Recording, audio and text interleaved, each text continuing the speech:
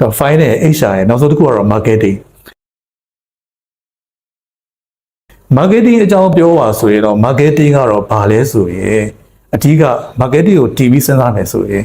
ကိုယ့်ရဲ့ရောင်းကုန်ပစ္စည်းရဲ့ဒီရောင်းကုန်ပစ္စည်းကိုဝယ်ယူမဲ့ targeted consumer customer ရဲ့သူတို့ရည်တည်နေတဲ့ဒီ market environment ပေါ့ဒီသုံးခု dimension သုံးခုကိုတည်ပြီးတော့မှဘယ်လိုကစားရမလဲပေါ့နော်ဒါ3 key aspect ပေါ့ဆိုတော့ product ကိုဝယ်ယူမဲ့ targeted customer ရဲ့သူတို့ရည်တည်နေတဲ့ဒီ environment market environment ပစ္စည်းရဲ့လူရဲ့ပတ်ဝန်းကျင်ရဲ့ပေါ့အဲ့သုံးခုကိုတည်ပြီးတော့မှ how to penetrate to your market ဘယ်လိုထိုးဖောက်မလဲဘယ်လိုဆက်လက်လုပ်သွားမလဲဆိုတာအဲ့တော့ product ဘိုင်းမှာကြည့်ရင် product ကိုဘယ်လိုကြည့်မလဲ product ကိုကြည့်မယ်ဆို product ကိုတမ်းမဲ့အရသာကြည့်တာနဲ့ဒီ marketer တယောက်ကြည့်တာလည်းမတူဘူးဆိုတော့ product နဲ့ပတ်သက်အခြေခံ component 3ခုရှိတယ်သူရဲ့ brand message ကိုကြည့်တယ်သူ့မှာပါဝင်နေတဲ့ဒီခုနပြောတဲ့ဒီ spec ပေါ့နော်လူသုံးကိုပစ္စည်းဆိုတော့ specification ပေါ့ဒါတွေကြည့်တယ်နောက်တစ်ခုကကျတော့သူ့ရဲ့ပါလဲဆိုရင်ဒီ packaging style နဲ့ physical structure ကိုကြည့်တယ်ပေါ့နော် product design တို့ packaging style ကိုကြည့်တယ်ဆိုတော့ဒါ product ကိုကြည့်တာအဲ့လိုပဲ consumer တွေနဲ့ပတ်သက်တော့ consumer behavior trend change အဲ့တော့ consumer တွေရဲ့ behavior တွေကဘယ်ချိန်မှာအပြောင်းလဲဖြစ်ပေါ်တယ်လေ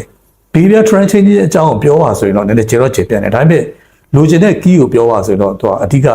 ဒီ IBE နဲ့ထောက်လို့ရတယ်ဆိုတော့ဘာဖြစ်လို့ဆိုတော့ဒီလက်စော်ပြဟောခဲ့လို့ပဲ everything is connected by cause and effect ဖြစ်ပျက်မှုတိုင်းရဲ့နောက်ွယ်မှာဖြစ်ပျက်မှုကိုလွှမ်းမိုးနေတဲ့အကြောင်းတရားတွေရှိတယ်အဲ့လိုပဲ consumer တွေရဲ့ behavior ပြောင်းလဲမှုတွေရဲ့နောက်ွယ်မှာပြောင်းလဲမှုကိုဖြစ်ပေါ်စေတဲ့အကြောင်းတရား influential တွေရှိတယ်ပေါ့နော်ဒါကြောင့် IBE ဆိုတဲ့ဒီ behavior flow ကတော့ I stand for influence ပဲအဲ့တော့ဘာတွေ influence လဲဒီတိတာထင်ရှားတဲ့အချက်တွေပြောပါဆိုတော့ဥပမာ media influence ဒီနေ့ဆို online ပေါ့နော် social media influence ပေါ့ပြီးတော့ culture influence နောက်တစ်ခုကဘာရှိမလဲဆိုရင်crossover ပေါ့နော် social influence environmental influence တွေရှိတယ်အဲ့ဒီလွှမ်းမိုးမှု influential တွေကြောင့်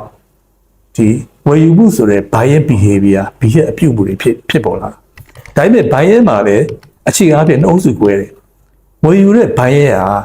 emotionally buying ရှိတယ် rationally buying ရှိတယ် emotionally buying ဆိုတာကဟိုလိုအပ်လို့ဝယ်တာမဟုတ်ဘူးလိုအပ်လို့ဝယ်တာလည်းဖြစ်မယ်မလိုအပ်ဖက်နဲ့ဝယ်တာလည်းဖြစ်မှာနော်နိစံဝတ်မှာနိကြောင့်လည်းဖြစ်မယ်ဒါဟိုကလိုချင်လို့တက်ကိုဝယ်တာမျိုးလည်းဖြစ်မယ်ပေါ့နော် emotional buying ဒါပေမဲ့ emotional buying ကတရားပြပါဆိုတော့ individually buying လို့လည်းပြောလို့ရတယ် rationally buying ကတော့တေချာအောင်စဉ်းစားဆုံးဖြတ်ဆွေးနွေးပြီးတော့ဝယ်တာအဲ့ဒါတော့ group buying တို့ organizational buying တို့ပြောရတယ်အဖွဲ့အစည်းတွေလိုအပ်တဲ့ပစ္စည်းကို meeting ထိုင်နဲ့ဆွေးနွေးတိုင်ပင်ပြီးတော့မှဆုံးဖြတ်ပြီးဝယ်ယူကြတဲ့ဟာမျိုးပေါ့အဲ့တော့ buying behavior မှာ buying မှာကြည့်ရင်နှစ်ပိုင်းပဲရှိမယ် emotionally buying နဲ့ rational buying ပေါ့နော် buying နှစ်မျိုးရှိမယ်အဲ့တော့ influence လွှမ်းမိုးမှုတွေကြောင့်ဝယ်ယူမှု buying ဖြစ်ပေါ်တယ်ဝယ်ယူပြီးနောက်ပိုင်းမှာကြိုက်တယ်မကြိုက်တယ်ဆိုရဲပါလဲဆိုရင် response IBR ဆိုတော့ response တုံ့ပြန်မှုတွေဖြစ်ပေါ်တုံ့ပြန်တယ် positive response ရှိတယ် negative response ရှိတယ်အဲ့တော့ positive response တုံ့ပြန်မှုကတော့ကိုယ့်ရဲ့နောက်ထပ်ဒီလုပ်ငန်းကို product ကိုဆက်ပြီးတော့ရှင်သန်မှုအတွက်ဒါကိုကဒါဒီကောက်တော့ဒီ feedback တွေကိုပြန်သုံးလို့ရတယ်ကိုယ့်ရဲ့ဒီ media မှာကြော်ညာပြန်သုံးလို့ရပါမယ် negative response ကတော့ကိုယ့်ရဲ့ပြုပြင်စရာတွေပေါ့ကျတော့ positive ratio နဲ့ positive response နဲ့ negative response ကိုကြည့်ရင် negative response က positive response နဲ့သူကနှစ်ဆများတယ်ဆိုလိုချင်တဲ့အိဗေက customer 10ယောက်နဲ့ဆက်ဆံလိုက်တိုင်းမှာဥမာထားပါတော့ဥမာ6ယောက်ကျင်တတ်တယ်4ယောက်မကျင်တတ်ဘူး negative က4ယောက် positive က6ယောက်ဒါပေမဲ့အဲ့ဒီရဲ့ situation ကတေချိုးတဲ့အရာကြည့်မယ်ဆိုရင်တော့မကျင်တတ်တဲ့4ယောက်ကိုနှစ်နဲ့မြောက်လိုက်ရင်ဒီ positive negative word of mouth က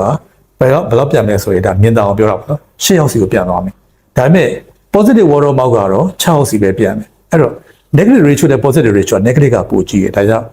ဟိုကျင်တဲ့လူ6ယောက်မကျင်တဲ့လူ4ယောက်ကစိတ်မဖြစ်ဘူးအနည်းဆုံးခေါ်ပါတော့ 80-20 လောက်မှဖြစ်မှာပေါ့10ယောက်လောက်ကျင်တဲ့မှဖြစ်မယ်ပေါ့အဲ့ပုံစံမျိုးဒါကတော့ positive response negative response ကို ratio ချတာပေါ့အနည်းဆုံးဘယ်လောက်ဒီ customer ဝယ်ယူပြီးနောက်ပိုင်းမှာဘယ်လောက်ကျင်တဲ့မှကိုယ့်အတွက်ဆက်ပြီးတော့ကိုယ့်ရဲ့ဒီ product ကဆက်ပြီးတော့ရှေ့ဆက်သွားရမယ်ဆိုတော့ကြည့်တယ်ဒါကတော့ဟို management function တွေအများကြီးရှိပါအများကြီးအဓိက key function 3ခုကိုပြောတာပါ finance က HR ရဲ့ marketing ရဲ့ပေါ့